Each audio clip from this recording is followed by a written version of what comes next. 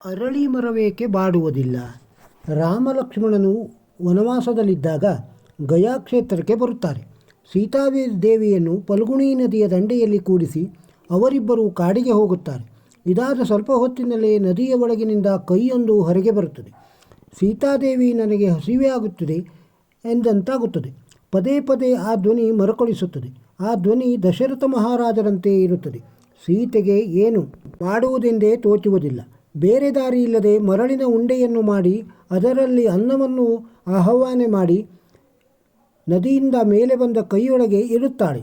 ನಂತರ ತನ್ನ ಕರ್ತವ್ಯಕ್ಕೆ 5 ಸಾಕ್ಷಿಗಳನ್ನು ಆಧಾರವಾಗಿ ಇಟ್ಟುಕೊಳ್ಳುತ್ತಾಳೆ. ಸೀತೆ ನೀಡಿದ ಆಹಾರದಿಂದ ದಶರಥ ಸಂತುಷ್ಟನಾಗುತ್ತಾನೆ. ಹರಸಿ ಮರೆಯಾಗುತ್ತಾನೆ. ಇತ್ತ ರಾಮಲಕ್ಷ್ಮಣರು ಮರಳಿದಾಗ ಸೀತೆ ಅವರಿಗೆ ನಡೆದ ಸಂಗತಿಯೆಲ್ಲವನ್ನು ವಿವರಿಸುತ್ತಾಳೆ. ರಾಮಲಕ್ಷ್ಮಣರಿಗೆ ಮೊದಲಿಗೆ ಸೀತೆಯ ಮಾತಿನ ಮೇಲೆ ನಂಬಿಕೆ ಬರುವುದಿಲ್ಲ. ಆಗ ಸೀತೆ ತನ್ನ ಕೃತ್ಯಕ್ಕೆ ಫಲ್ಗುಣಿ ನದಿ, ತುಳಸಿ ಗಿಡ, ಹಸು, ಬ್ರಾಹ್ಮಣ ಮತ್ತು ಅರಳಿ ಮರವೇ ಸಾಕ್ಷಿ ಎನ್ನುತ್ತಾಳೆ. ಆದರೆ ಸೀತೆಯ ಸಹಾಯಕ್ಕೆ ಅರಳಿ ಮರದ ಹೊರತಾಗಿ ಮತ್ಯಾರೂ ಬರುವುದಿಲ್ಲ. ಅರಳಿ ಮರ ಸಾಕ್ಷಿ ನುಡಿಯುತ್ತದೆ.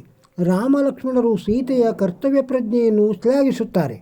ಆದರೆ ಸೀತೆ ತನ್ನ ಮಾತಿಗೆ ವಿರುದ್ಧವಾಗಿ ನಡೆದುಕೊಂಡ ಫಲ್ಗುಣಿ ನದಿ, ಹಸು ಮತ್ತು ಬ್ರಾಹ್ಮಣ, ತುಳಸಿ ಗಿಡ ಇದಕ್ಕೆ ಶಾಪ ಕೊಡುತ್ತಾಳೆ.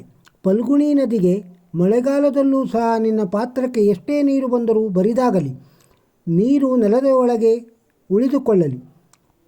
ಹೇ ವಿಪ್ರೋತ್ತಮ, ನೀನು ಸತ್ಯ ಹೇಳದೆ ನನಗೆ ಮೋಸ ಮಾಡಿದೆ. ಹೀಗಾಗಿ ನೀನು ಈ ಕ್ಷೇತ್ರದಲ್ಲೇ ಇದ್ದು ಕ್ಷೇತ್ರಕ್ಕೆ ಬರುವ ಯಾತ್ರಿಕರನ್ನು ಪೀಡಿಸಿ ಅದರಿಂದ ಬಂದ ಲಾಭದಿಂದ ಜೀವನ ನಡೆಸು.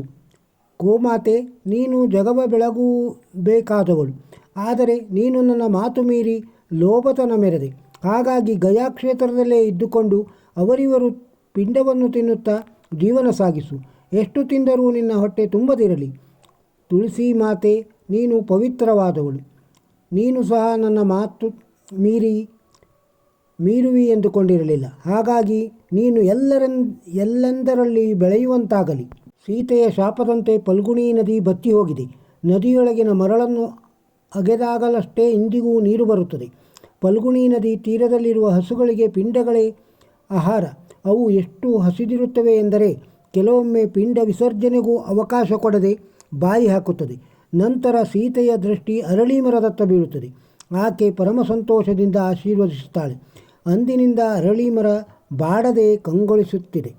ಭಕ್ತಿ ಎಂದರೆ ಗುಣದೋಷಗಳ ಅರಿವು, ಭೌತಿಕ ಲಾಭ ನಷ್ಟದ ಚಿಂತೆ ಮಾಡದೇ ಇರುವುದು, ಅನನ್ಯ ಭಾವದಿಂದ ಚಿತ್ತಶುದ್ಧಿಯಿಂದ ಪರಮಾತ್ಮನನ್ನು ಆರಾಧಿಸುವುದು, ಸಕಲ ಜೀವಾತ್ಮನಿಗೆ ಲೇಸನೆ ಬಯಸುವುದು, ಸತ್ಯ, ನಿಸ್ವಾರ್ಥಕತೆ, ಪರಿಶುದ್ಧತೆ, ದಯೆ, ಸಹನೆ, ಸಂಯಮ, ಮೃದು ಸ್ವಭಾವ, ಶಾಂತ ಮನಸ್ಸು, ಸ್ಥಿರ ಬುದ್ಧಿ, ಜ್ಞಾನ, ಪ್ರೀತಿ, ಸಮರ್ಪಣೆ, ಭರವಸೆ, ಪರೋಪಕಾರ, ಶರಣಾಗತ ಭಾವ ಮತ್ತು ಸೇವೆ.